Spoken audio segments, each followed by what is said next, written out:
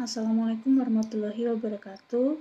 Yang terhormat Ibu Maya, selaku dosen pengampu mata kuliah pengauditan pengolahan data elektronik dan teman-teman yang berbahagia.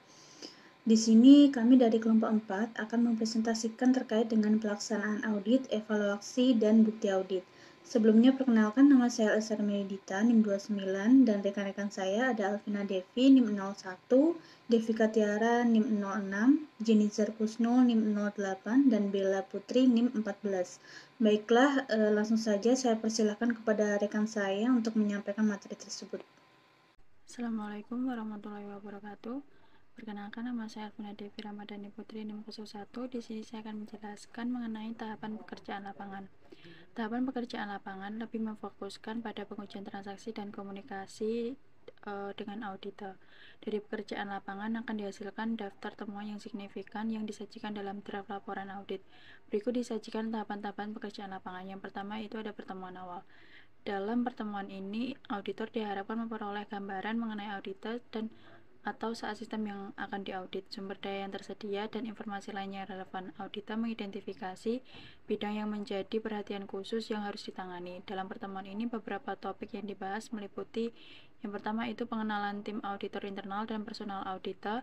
Yang kedua yaitu mengkomunikasikan jadwal pembahasan mengenai titik-titik yang luar biasa, diskusi tentang temuan, dan lain sebagainya. Yang ketiga yaitu waktu yang ditargetkan dalam pelaksanaan penugasan audit. Yang keempat menjelaskan lingkup penugasan serta menjelaskan tahapan audit yang akan dilakukan.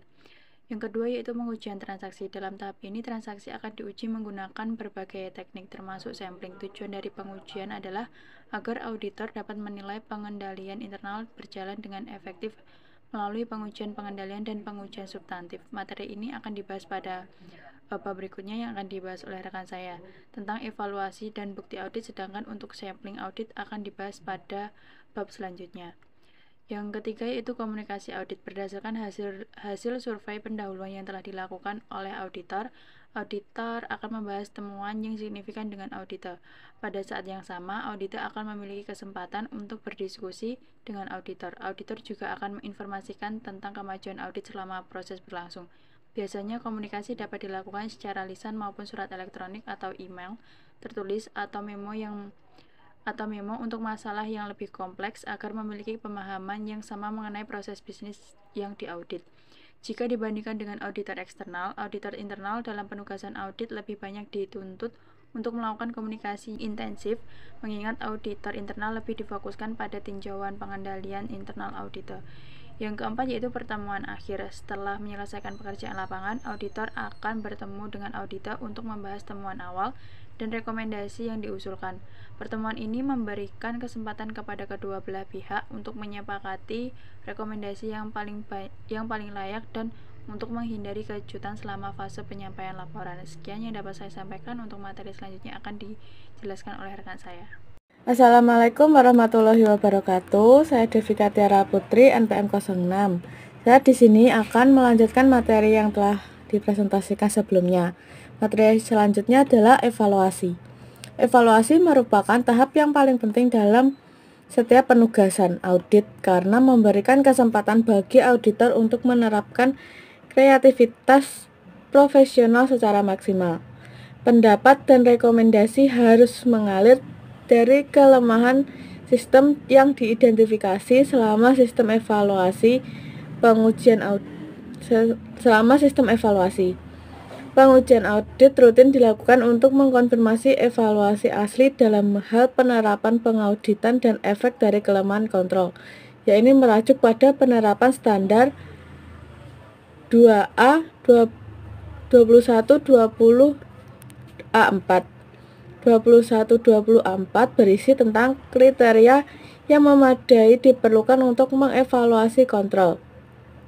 Auditor internal harus memastikan sejauh mana manajemen telah membuat kriteria yang memadai untuk menentukan tujuan yang dicapai. Jika memadai, auditor internal harus menggunakan kriteria tersebut dalam evaluasi. Jika tidak memadai, auditor internal harus bekerja dalam manajemen untuk mengembangkan sesuai kriteria evaluasi. Jika evaluasi cacat, maka semua pekerjaan audit yang tersisa akan mengalami kecacatan pula. Rekomendasi audit akan memberikan solusi standar untuk resiko ekspor. Teknik evaluasi terdiri atas bagan alir atau flowchart, pengujian transaksi, internal control questionnaire atau ICQ, dan internal control evaluation system atau ICCS. Berikut ini yang disajikan dalam teknik evaluasinya. Materi selanjutnya adalah bagan alir atau flowchart. Flowchart bermanfaat untuk menggambarkan secara visual proses yang didesain dan dimaksudkan untuk tujuan pengendalian. Flowchart membantu auditor untuk memperoleh pemahaman yang baik mengenai proses yang dievaluasi. Dalam beberapa audit, sangat diperlukan untuk menjelaskan sistem atau proses yang dilakukan oleh auditi. Menjelaskan prosedur atau proses tersebut melalui penggunaan laporan tertulis atau bagan alir atau kombinasi keduanya. Pemilihan metode yang akan digunakan tergantung pada efisiensi relatif metode dalam hubungannya dengan kompleksitas sistem yang dijelaskan. Baiklah, materi selanjutnya adalah pengujian transaksi. Pengujian transaksi umumnya digunakan untuk memastikan semua kebijakan dan prosedur pengendalian akan diterapkan telah diikuti dalam proses transaksi. Yang berikutnya internal control atau internal control questionnaires atau ICQ. ICQ menuntun auditor untuk bertanya tentang internal control khusus atau umum kepada manajemen auditi. Kuesioner didesain sehingga respon negatif akan diidentifikasikan kelemahan potensial internal control.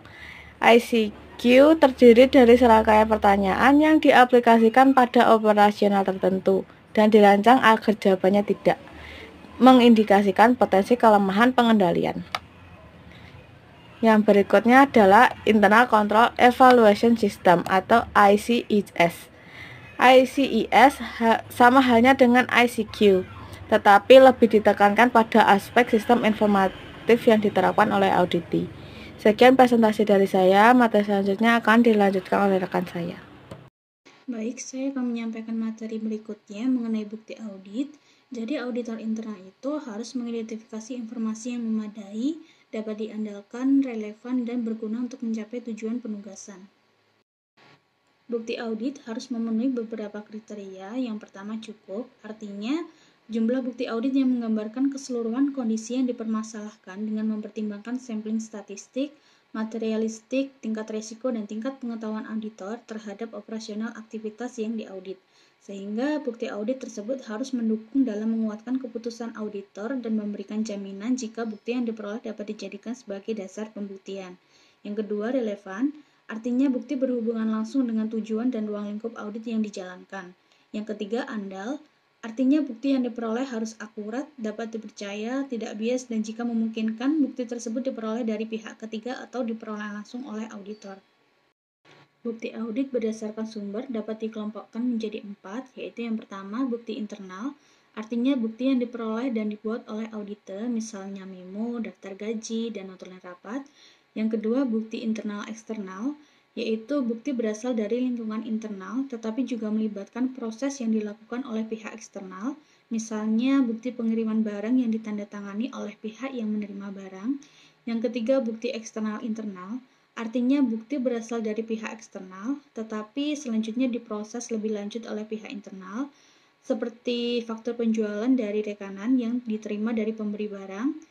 Dan yang keempat, bukti eksternal, artinya bukti yang berasal dari pihak eksternal dan dibuat oleh pihak eksternal. Misalnya, hasil konfirmasi yang dilakukan oleh auditor, yaitu konfirmasi bank terkait saldo kas, dan konfirmasi dari para pelanggan terkait piutang. Assalamualaikum warahmatullahi wabarakatuh. Perkenalkan, nama saya Bella Putri, NIM 1903101014. Di sini saya akan menjelaskan tentang tipe bukti audit. Bukti audit dapat dibedakan dalam berbagai jenis sebagai berikut. Yang pertama adalah struktur pengendalian intern atau SPI.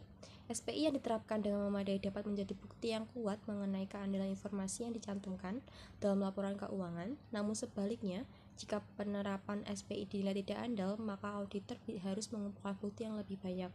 Yang kedua adalah bukti fisik. Bukti fisik adalah bukti yang diperoleh auditor melalui aktivitas pengamatan secara langsung, implikasi ke lapangan, dan investigasi fisik yang selanjutnya didokumentasikan dengan membuat berita acara, misalnya case of name, stock of name, surat berharga dan stock of name, persediaan, dan lainnya. Yang ketiga ada bukti dokumen. Bukti dokumen adalah bukti dokumen yang disajikan dengan terbuat dari kertas dengan berisi mengandung informasi angka, huruf, dan simbol. Bukti dokumen dibagi menjadi 3, yaitu ada bukti dokumen yang dibuat oleh pihak luar yang dikirim langsung ke auditor.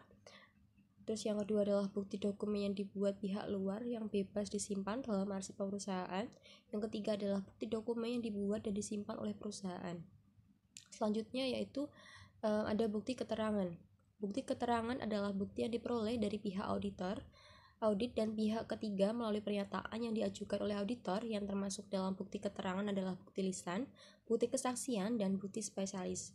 Dan yang kelima adalah bukti analitis. Bukti analitis adalah bukti yang diperoleh dari analisis terkait data audit dan data yang lain. Di antaranya menggunakan rumus rasio, tren, dan pembandingan antara data tahun ini dengan tahun sebelumnya. Selanjutnya di sini saya akan menjelaskan tentang teknik pengujian. Teknik ini merupakan teknik yang digunakan auditor untuk memperoleh dan mengevaluasi bukti audit yang relevan, andal, dan cukup.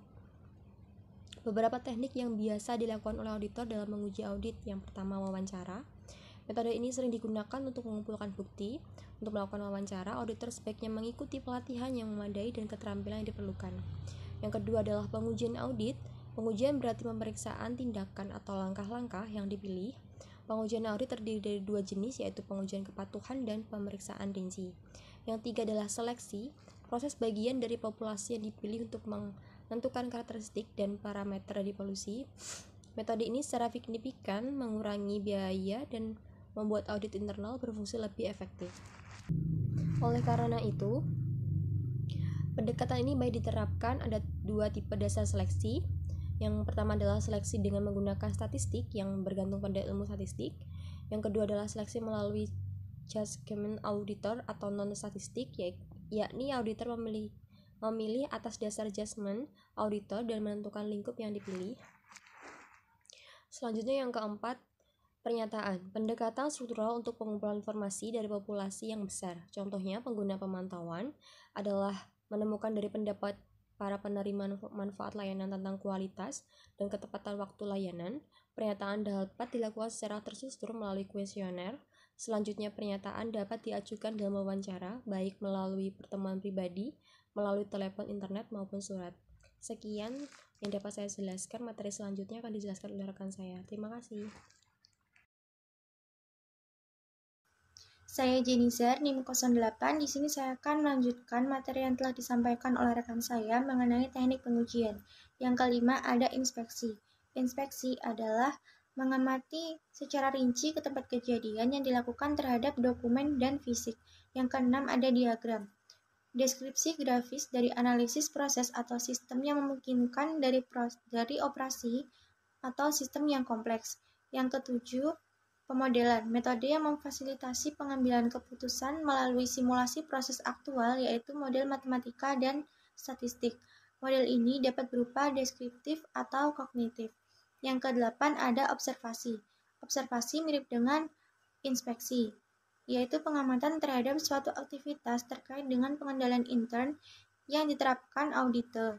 Pada beberapa kasus, evaluasi fungsi operasi dan mekanisme pengendalian internal hanya dapat diketahui melalui pengamatan langsung atas operasi auditor.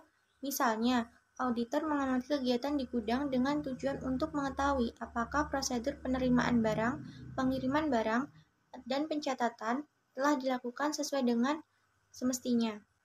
Yang kesembilan ada konfirmasi. Konfirmasi merupakan permintaan tertulis ke objek audit atau pihak ketiga untuk menyediakan konfirmasi tertulis atau informasi lain. Konfirmasi terdiri atas konfirmasi positif atau negatif. Konfirmasi positif yaitu konfirmasi yang ditujukan kepada pihak ketiga yang harus dijawab secara tertulis. Sedangkan konfirmasi negatif yaitu konfirmasi yang ditujukan kepada pihak ketiga yang tidak perlu dijawab jika data yang dikonfirmasikan telah sesuai dengan data yang diharapkan oleh auditor. Yang ke-10 ada analisis. Analisis merupakan studi tentang informasi yang diperoleh dan hasil kegiatan objek audit, prestasi masa lalu atau hasil operasi serupa di penggunaannya untuk kesimpulan untuk membandingkan dengan indikator hasil kegiatan objek audit, prestasi masa lalu atau hasil operasi serupa di perusahaan lain, atau untuk mencari tahu sesuai dengan kebijakan lembaga dan undang-undang yang efektif. Ada vouching. Vouching adalah menelusuri suatu catatan ke dokumen dasar. Vouching mengecek adanya bukti apakah telah sesuai dengan catatannya. Vouching dilakukan dari catatan ke dokumen dasar untuk menentukan validitas dan akurasi pencatatan transaksi. Yang ke-12 ada tracing. Tracing adalah menelusuri bukti transaksi ke dasar catatan jurnal buku besar, misalnya menelusuri bukti invoice untuk memastikan apakah terdapat transaksi hutang yang belum dicatat. Dan yang terakhir ada scanning. Scanning adalah penelaahan secara umum terhadap dokumen catatan dan daftar pendukung yang dikerjakan dengan cepat guna mendeteksi adanya elemen-elemen yang memerlukan penyelidikan lebih lanjut. Kemudian yang terakhir ada kesimpulan. Tahapan-tahapan pekerjaan lapangan terdiri dari pertemuan awal, pengujian transaksi, komunikasi audit, dan pertemuan akhir. Evaluasi merupakan tahapan yang paling penting dalam setiap penugasan audit karena memberikan kesempatan bagi auditor untuk menerapkan kreativitas profesional secara maksimal. Bukti yang didapatkan secara pelaksanaan audit harus memberikan dasar yang memadai untuk pemberian pendapat audit, temuan, dan rekomendasi auditor yang dinyatakan dalam laporan audit. Bukti audit harus memenuhi kriteria yaitu cukup, relevan, dan memadai secara praktis. Sekian dapat saya sampaikan, saya kembalikan ke rekan saya. Sekian yang dapat kami sampaikan, semoga materi yang telah kami sampaikan bermanfaat untuk kita semua. Apabila ada kurang lebihnya kami mohon maaf. Wassalamualaikum warahmatullahi wabarakatuh.